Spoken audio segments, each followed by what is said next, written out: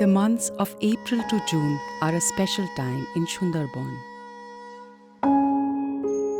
One of anticipation and adventure.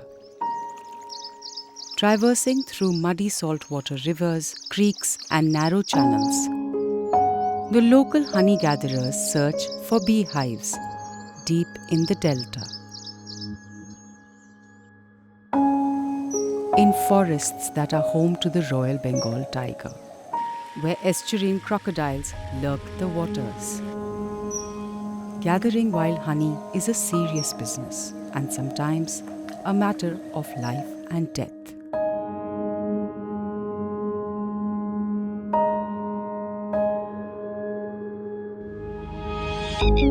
But the Maulis are undeterred by the threat of wild conflicts. Each year, they set out on this perilous mission with prayers for a safe return. Traveling from island to island in search of a good harvest to sell and feed their families. Given its implications on human life and biodiversity of the delta, it is necessary to gradually shift from wild collection to a more sustainable alternative, which supports the community's livelihood while conserving this fragile ecosystem.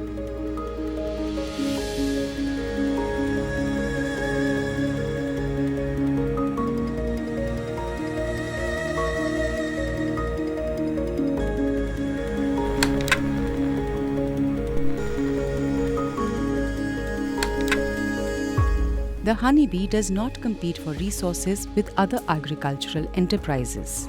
Instead, it has a positive impact on the ecology of the area, as these bees play a crucial role in pollination, thus increasing crop yield. Beekeeping requires less time investment and infrastructure as compared to other livelihood activities in Sundarban. Moreover, it can be done on agriculturally unfit land, thus becoming an additional source of income.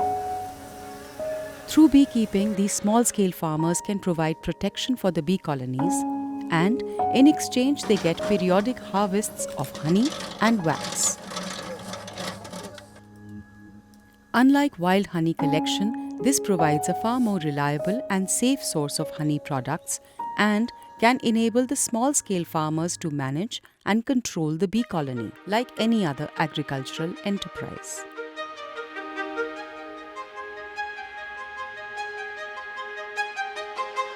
The choice of bee species for beekeeping is crucial. A continuous blooming forage is necessary for successful beekeeping with Apis mellifera. Beekeepers need to migrate with these bees to different places according to the flowering season, providing food to the bees to keep them alive.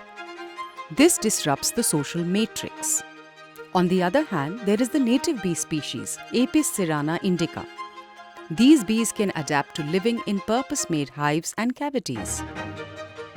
It is relatively non-aggressive and rarely exhibits swarming behavior. It was this native species that was chosen to promote the apiaries here in Sundarban. Although this was a unique experiment, and the viability and scalability of the initiative was yet to be seen. Beekeeping with Apis cerana indica on such a large scale had not been tried before in Sundarban. But Fullerton, India supported this venture, and today these colonies are expanding by themselves, which is indicative of the fact that this model is successful in its new form.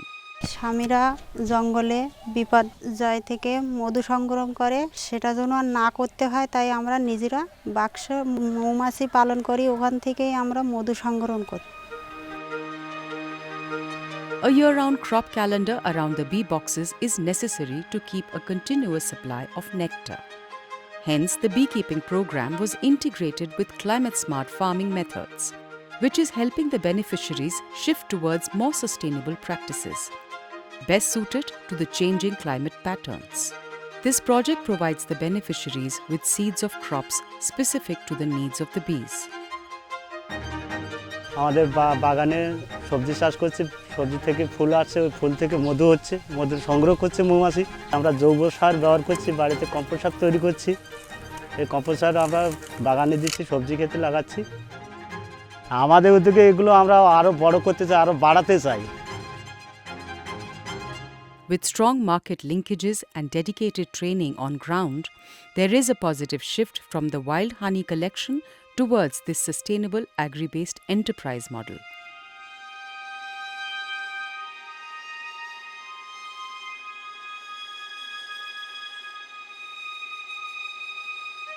Native bee species. A strong integration with climate-smart farming. A livelihood built on traditional skills. A business model that is ecologically sustainable and socially and economically secure. The beekeeping project at Sundarban will go a long way in protecting this fragile and vulnerable ecosystem while ensuring continued life and livelihood of the communities.